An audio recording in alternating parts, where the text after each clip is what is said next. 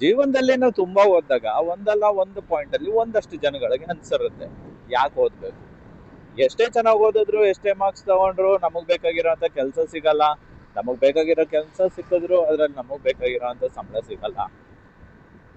ಆಗಿದ್ಮೇಲೆ ಇಷ್ಟೆಲ್ಲ ಕಷ್ಟಪಟ್ಟು ಇಷ್ಟೆಲ್ಲ ಎಫರ್ಟ್ ಹಾಕಿ ಯಾಕೆ ಓದ್ಬೇಕು, ನಾವು ಸುಮ್ಮನೆ ಜಸ್ಟ್ ಪಾಸ್ ಆಗಿ ಯಾವ್ದೋ ಒಂದು ಕಂಪ್ನಿಯಲ್ಲಿ ಕೆಲಸ ಮಾಡ್ಕೊಂಡಿರ್ಬೋದಿತ್ತಲ್ಲ ಅಂತ ಸುಮಾರು ಜನಕ್ಕೆ ಅನ್ಸಿರುತ್ತೆ. ಒಂದ್ ತಿಳ್ಕೊಳ್ಳಿ, ನೀವು ಓದ್ಬೇಕಾಗಿರೋದು ಮಾರ್ಕ್ಸ್ ಕಾರ್ಡ್ಗೋಸ್ಕರ ಆಗ್ಲಿ, ಕೆಲ್ಸಕ್ಕೋಸ್ಕರ ಆಗ್ಲಿ, ಸಂಬಳಕ್ಕೋಸ್ಕರ ಆಗ್ಲಿ ಅಲ್ಲ, ನಾಲೆಡ್ಜ್ಗೋಸ್ಕರ. ನೀವು ಕಲ್ತ್ಕೊಳ್ಳೇಬೇಕು ಅಂತ ಓದಿ, ಅದು ನಿಮ್ಗೆ ಒಂದಲ್ಲ ಒಂದ್ ಕಡೆ ಯೂಸ್ ಆಗಿ ಆಗುತ್ತೆ. ನೀವು ಅದನ್ನ ಉಪಯೋಗಿಸ್ಕೊಂಡು ಬೆಳಿತೀರಾ.